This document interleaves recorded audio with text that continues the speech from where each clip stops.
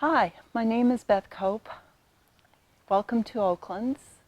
I'm reading on the traditional lands of the Lekwungen and Wasanich people, whose historical connections to the land continue to this day. I'd like to start with a poem from my second book of poetry, Average Height of Flight. And the poem is Bird in Bush, Thou Sayest. I don't know brush signals or alarms, but you are there, tucked in deep.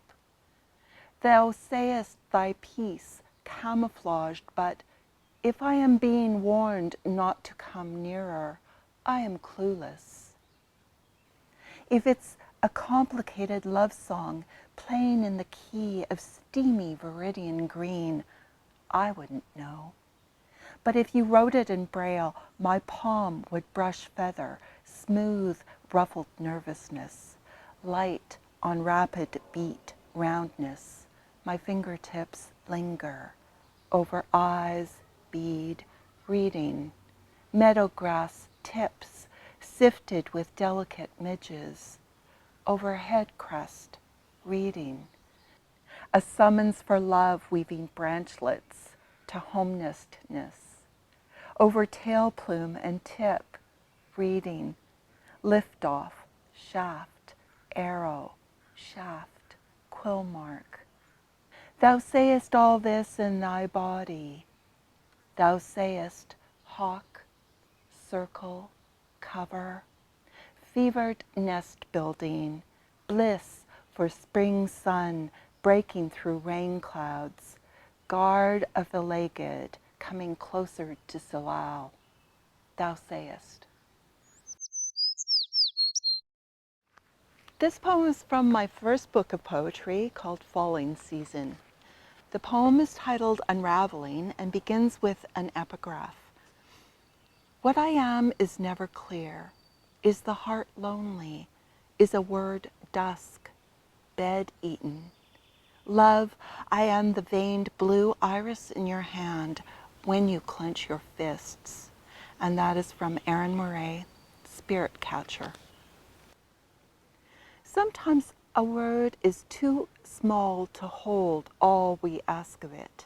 Repeat, sorry, until I can't understand why that word is there, trying to fill me, an empty glass, though what I am is never clear. Is the heart a muscle beneath the rib cage, or the small moon in our body that commands our tides? The comings and goings of these days are built on my rhythms now. I am on the side of lonely, another word, dusk, bed-eaten. Today, I worked at a garden bed I'd promised to get to for years. Dug out rhizomes that lay along the surface, unraveled mats of grass, strangling morning glory. It is hard to untangle from love. The veined blue iris in my hand, the white exposed roots, a sharp edge of spade thrust in soil. Weeds hold tightly, so tightly to this earth. Release only when I unclench my fist.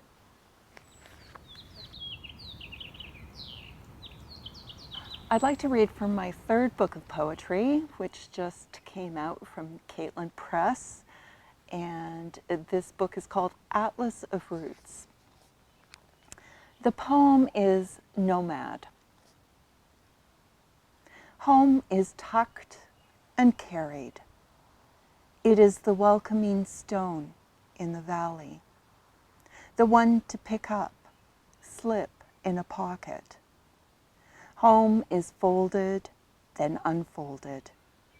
It is the pause after longing for movement. Home changes color with each horizon. Speak the direction traveled out loud. Let home be a touch on the back of a hand. Let it be the skin of the shadow you lie beneath. Home is water, solace, and dirt roads. Home is a mirage, a standing pool of water.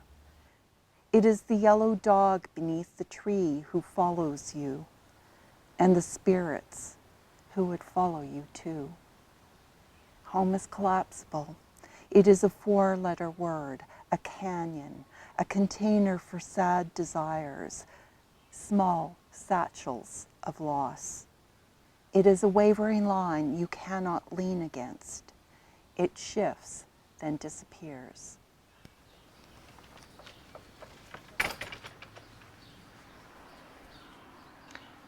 To my neighbors, you spit sarcasm, brain me with comebacks, hurdle judgment down. From the corner of my eye, I wait for further snidities. Do you realize how opinionated you are? How difficult to avoid? My grandson refuses to look your way. If I could only understand your strange habits. What is going on over there? You sure are living it up. Drum solo?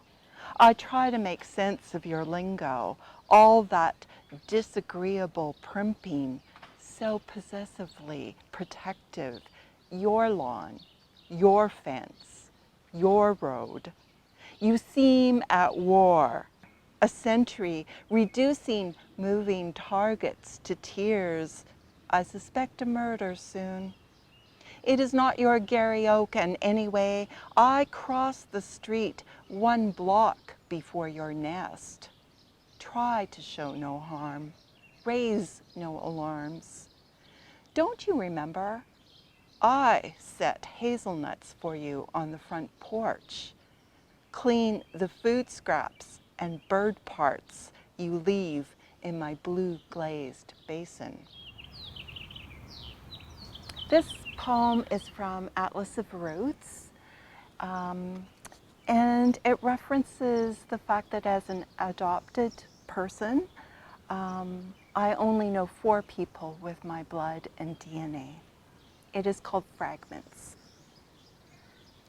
The first time we made a mosaic, we built a gazebo in our backyard.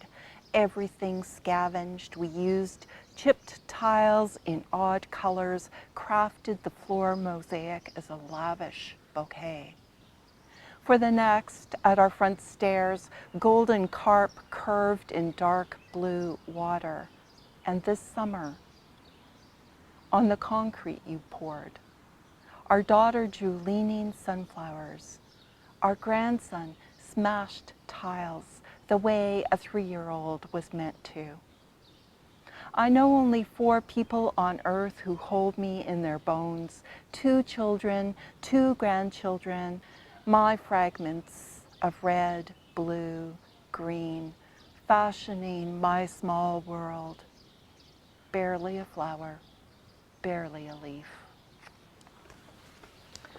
This poem is called Last Night, an Orange Moon.